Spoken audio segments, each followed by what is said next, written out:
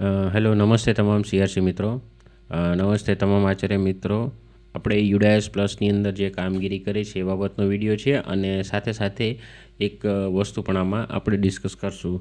તો આપણે આ વિડીયોની અંદર તમે ઘણા મિત્રોએ પ્રોફાઇલ જે શાળા પ્રોફાઇલ છે યુડાયસનું એની અંદર એસડીએમપી એટલે નો ડિઝાસ્ટર મેનેજમેન્ટ પ્લાન એસડીએમસી ડિટેલ તમે ભરેલી હશે. હવે આ જે છે ને એસડીએમપી જે ડિટેલ ભરવાની છે અથવા એસડીએમપી શું છે એના વિશે હું ચર્ચા કરીશ. હવે એસડીએમપી એટલે ડિઝાસ્ટર મેનેજમેન્ટ પ્લાન આપણે હોય છે. હવે એની અંદર મેં થોડીક વસ્તુ આમાં બતાવેલી છે કે આ કમિટી બનાવવાનો હેતુ શું હોય છે. તો આ કમિટી બનાવવાનો હેતુ છે આપત્તિ સમયે વિદ્યાર્થી અને સ્ટાફ મુલાકાતીની સુરક્ષા સુનિશ્ચિત કરવા માટેનું હોય છે. એટલે જે આ કુદરતી આફત કે એ ટાઈપનું કોઈ આપદા આવે તો એ આપદાને આપણે પહોંચી વળવા માટે આપણો કંઈ એક્શન પ્લાન હોવો જોઈએ. એટલે આ એમના ઉદ્દેશ્યો છે એસડીએમપીના, કે જીવન અને સંપત્તિને નુકસાન ઘટાડવું, વિદ્યાર્થીઓ અને સ્ટાફ આપત્તિ અંગે જાગૃતિ લાવવી, સુરક્ષિત અને ઝડપી સ્થળાંતર સુનિશ્ચિત કરવું. એટલે આ એમના ઉદ્દેશ્યો છે. પછી એમાં એક કમિટી હોય છે કે જેમાં આચાર્ય અધ્યક્ષ હોય છે, એમાં સંપૂર્ણ સંકલન એમના હાથમાં હોય છે. પછી ઉપાચાર્ય હોય એ આપણા વૈકલ્પિક વ્યવસ્થાપન હોય છે. પછી શિક્ષકો, ઓફિસ સ્ટાફ, આરોગ્ય કર્મચારી, સુરક્ષા કર્મચારી અને વિદ્યાર્થી સ્વયંસેવક, આ ટાઈપની આખી કમિટી બનાવેલી હોય છે. એટલે કમિટી વાઇઝ જે હોદ્દા હોય એ હોદ્દા પ્રમાણે એમને કામગીરી સોંપણી હોય છે. હવે આમાં આવરી લેલી આપત્તિઓ કઈ કઈ હોય તો એક તો આગ લાગે ત્યારે, ભૂકંપ, પૂર, વાવાઝોડું, હીટવેવ જે આપણે કહીએ છીએ ઉષ્મતરંગ, પછી મહામારી, કોરોના જેવી હમણાં મહામારી હતી, આરોગ્ય આપતા એ, પછી રાસાયણિક લીકેજ જે ગેસ લીક થતો હોય, વિદ્યુત અકસ્માત થયો હોય, ભેટથી થતી દુર્ઘટના. એટલે આવી બધી આપત્તિઓ આપણે આ કમિટીમાં આવરવાની હોય છે. પછી આમાં જે તૈયારીના પગલાં કે ભાઈ તૈયારીના પગલાં શું હોય કે માળખાકીય સુરક્ષા, આગ લાગે ત્યારે આગ બુઝાવવા માટે આપણી શાળાની અંદર ફાયર સેફ્ટીના રિલેટેડ બધા સાધનો હોવા જોઈએ. પછી એના માટે આપણે તાલીમે આપવાની કે દર 3 મહિને એક મોક ડ્રીલ આપણે કરતા હોય છે કે મોક ડ્રીલ કરવાની કેવી રીતે, તો એની અંદર એ ભૂકંપમાં કેવી રીતે ડ્રોપ, કવર, હોલ્ડ પદ્ધતિ અપનાવે. ટૂંકમાં જે ભૂકંપ આવે ત્યારે અલગ અલગ પદ્ધતિ અપનાવવાની હોય છે એ બાબતે એમાં ચર્ચા કરવામાં આવે.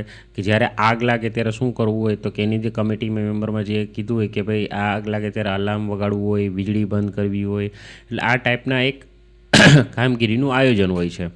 પછી પૂર હોય, વાવાઝોડું હોય, પછી અથવા આરોગ્ય આપદા હોય. એટલે જે તે આપદા આવે એ બાબતની આપણે આની વિગતવાર ચર્ચા કરીએ અને એમને મોક ડ્રીલ કરવાની હોય. પછી જેમ કે ઇમરજન્સી નંબર હોય તો ઇમરજન્સી નંબર આપણા શાળાની અંદરનું બોર્ડ મારેલું હોવું જોઈએ કે ભાઈ ઇમરજન્સી નંબરમાં ફાયરના આ નંબર છે, પોલીસના 110 છે, એમ્બ્યુલન્સમાં 108 છે, એવી રીતના.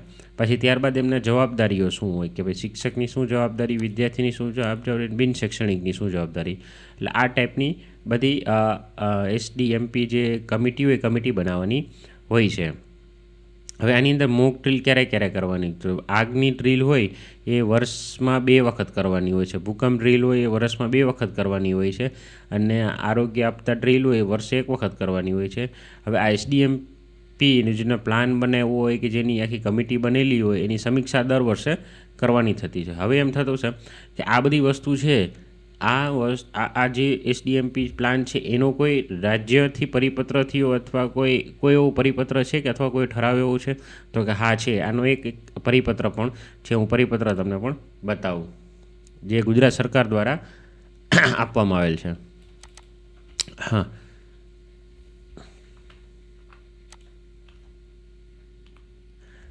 જો સ્કૂલ ડિઝાસ્ટર મેનેજમેન્ટ કમિટી એસડીએમસીની રચના કરવા માટે કમિટી કે અથવા પ્લાન બધું એ કમિટી કરો એટલે એની અંદર પ્લાન આપણે બનાવી લેવાનો હોય છે કે જે આપણા સચિવાલય ગાંધીનગર 26/10/2021 રોજ કરેલો છે. હવે આની અંદર કેવું ડિઝાસ્ટર મેનેજમેન્ટના પત્ર વંચાણે લીધા બાદ આમનો પ્રસ્તાવ કરેલો છે.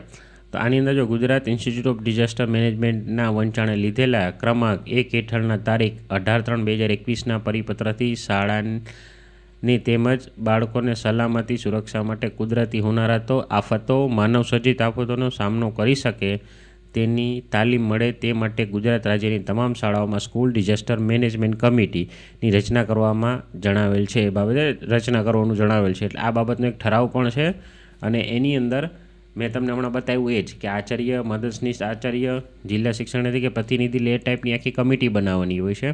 અને આ સ્ટેટ પ્રોજેક્ટ ડાયરેક્ટર સમગ્ર શિક્ષા અભિયાન સેક્ટર 17માં પણ નકલ રવાના કરેલી છે. એટલે આ જે મેં તમને સમજાવ્યું કે ડિઝાસ્ટર મેનેજમેન્ટની કમિટી બનાવવાની, એનો પણ આ પરિપત્ર થયેલો છે. એ આ મુજબ છે.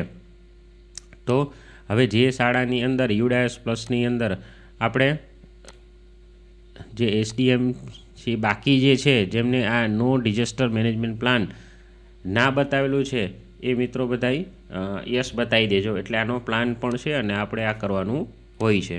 તો આ વિડીયોની અંદર તમને એક ડિઝાસ્ટર મેનેજમેન્ટ વિશે પણ માહિતી મળી ગઈ અને એનો પરિપત્ર મળી ગયો. તો આ વિડીયોમાં આટલું જ. હવે ફરીથી નવા વિડીયો માટે મારી ચેનલને સબસ્ક્રાઈબ, લાઈક કરી દેજો. જય હિન્દ, જય ભારત, વંદે માતરમ.